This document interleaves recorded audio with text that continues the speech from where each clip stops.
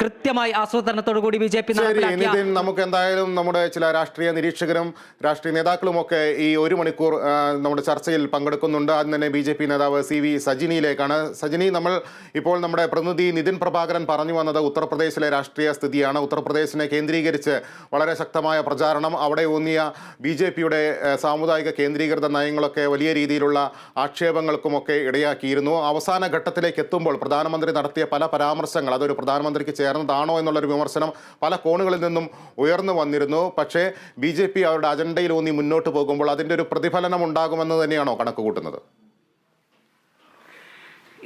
ഇന്ന് സമയം രാവിലെ 7 മണിയാണ്. അപ്പം എല്ലാ പ്രേക്ഷകർക്കും ഒരു താമരക്കാലം ആശംസിച്ചുകൊണ്ട് താമരക്കാലത്തിലേക്ക് സ്വാഗതം ചെയ്തുകൊണ്ട് തന്നെയാണ് ഞാൻ ഈ ചർച്ചയിലേക്ക് കടക്കുന്നത്. നിങ്ങളുടെ ചോദ്യം തീർച്ചയായും ഉത്തർപ്രദേശ് എന്ന് പറയുന്നത് ഇന്ന് ഈ ഇലക്ഷൻ കാലത്ത് എന്ന് മാത്രമല്ല കഴിഞ്ഞ കുറച്ച് കാലങ്ങളായി ലോകത്തിൻ്റെ മുഴുവൻ ശ്രദ്ധയിൽ നിൽക്കുന്ന ഒരു സംസ്ഥാനമാണ്.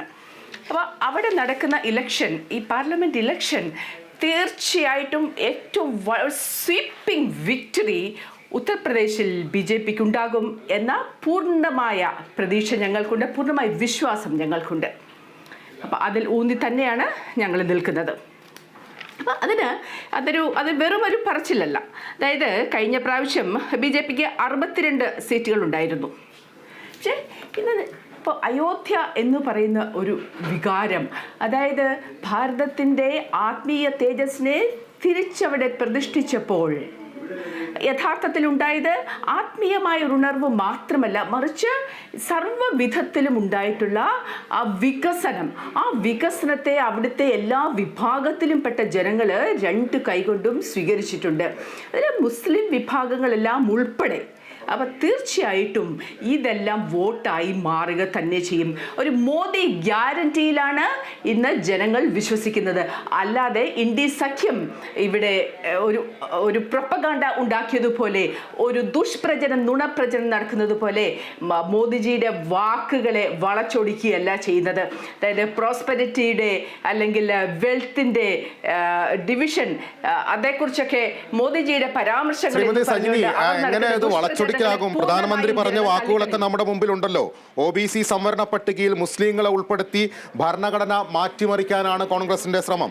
കോൺഗ്രസ് അധികാരത്തിലെത്തിയാൽ അവർ ജനങ്ങളുടെ സ്വർണവും വെള്ളിയും ഒക്കെ കണക്കെടുത്ത് കൂടുതൽ മക്കളുള്ള നുഴഞ്ഞുകയറ്റക്കാർക്ക് കൊടുക്കും. കോൺഗ്രസ് അധികാരത്തിലെത്തിയാൽ സ്ത്രീകളുടെ താലിമാല പോലും പൊട്ടിച്ച് മറ്റുള്ളവർക്ക് വീതിച്ചു നൽകും. ഈ പ്രസ്താവനകളൊക്കെ വളച്ചൊടിച്ചതാണെന്ന് എങ്ങനെ നമുക്ക് കണ്ണടച്ചിരുട്ടാക്കി പറയാൻ കഴിയും സജിനി? അല്ല, പ്രധാനമന്ത്രി മോദിജി അതിനെ ഏത് അർത്ഥത്തിലാണ് അത് പറഞ്ഞത് എന്ന് പറയേണ്ടതുണ്ട്. നിങ്ങൾ തീർച്ചയായിട്ടും, ഞാൻ വീണ്ടും ആവർത്തിക്കുകയാണ്, മോദിജിയുടെ വാക്കുകളെ അതിൻ്റെ അർത്ഥത്തെ വളച്ചൊടിക്കുകയാണ് ചെയ്തത്. ഉത്തർപ്രദേശിൽ നടക്കുന്ന വികസന പ്രവർത്തനങ്ങൾ, അവിടുത്തെ ക്ഷേമ പ്രവർത്തനങ്ങൾ, മോദിയുടെ ഗ്യാരണ്ടി ഉൾപ്പെടെയുള്ള കാര്യങ്ങൾ, അത് ഏതെങ്കിലും ഒരു വിഭാഗത്തിലേക്ക് മാത്രമാണോ ഉള്ളത്? നിങ്ങൾ അവിടുത്തെ മുസ്ലിം വിഭാഗത്തിൻ്റെ ഇടയിൽ തന്നെ ചോദിച്ചു നോക്കൂ അവിടെ നടക്കുന്ന വികസന പ്രവർത്തനങ്ങളെ കുറിച്ച്. അവർ അതിനെ 2 കൈ കൊണ്ട് സ്വീകരിച്ചതല്ലേ?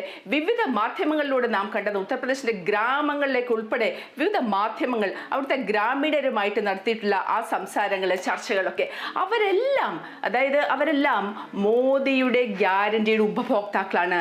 അത് റേഷൻ ആയാലും ശരി, വീട് കിട്ടിയവരായാലും ശരി, മറ്റ് വികസന പ്രവർത്തനങ്ങളായാലും ശരി, അല്ല കക്കൂസ് കിട്ടിയവരായാലും ശരി, അവിടുത്തെ ജനങ്ങൾ ഇത്തരത്തിലുള്ള ഈ പൊള്ളയായ പ്രചരണങ്ങളെ, നുണപ്രചരണങ്ങളെ പൂർണ്ണമായി തള്ളിക്കളയുകയാണ്. കാരണം മോദിജി എന്താണെന്നും ഉത്തർപ്രദേശിലെ വികസന പ്രവർത്തനങ്ങൾ എന്താണെന്നും മോദിയുടെ ഗ്യാരണ്ടി എന്താണെന്നും അത്തരത്തിലുള്ള കാര്യങ്ങൾ അതിനെ ഒരു ടച്ച് ആൻഡ് ഫീലിലൂടെ അവരുടെ ജീവിതത്തിലേക്ക് സ്വാശ്രീകരിച്ചിട്ടുള്ളവരാണ് ഉത്തർപ്രദേശിലെ ജനങ്ങൾ. അതുകൊണ്ട് കാര്യങ്ങളിലേക്ക് പോകാനുള്ള സമയമില്ല, അതിന് പ്രസക്തിയുമില്ല എന്നറിയാം. പൊതുവായ ഒരു രാഷ്ട്രീയ ചിത്രം തന്നെ പരിശോധിച്ച് നമുക്ക് വോട്ടെണ്ണലിലേക്ക് കടക്കാം. 8 മണിയോട് കൂടി എന്നാലും നമുക്ക് പൊതുവായ ഒരു രാഷ്ട്രീയ ചിത്രത്തിന്റെ വിലയിരുത്തലിന് ശേഷം കടക്കാം. ഇപ്പോൾ തിരുവനന്തപുരത്ത് നിന്ന് CPM പ്രതിനിധി CP രാഹുൽ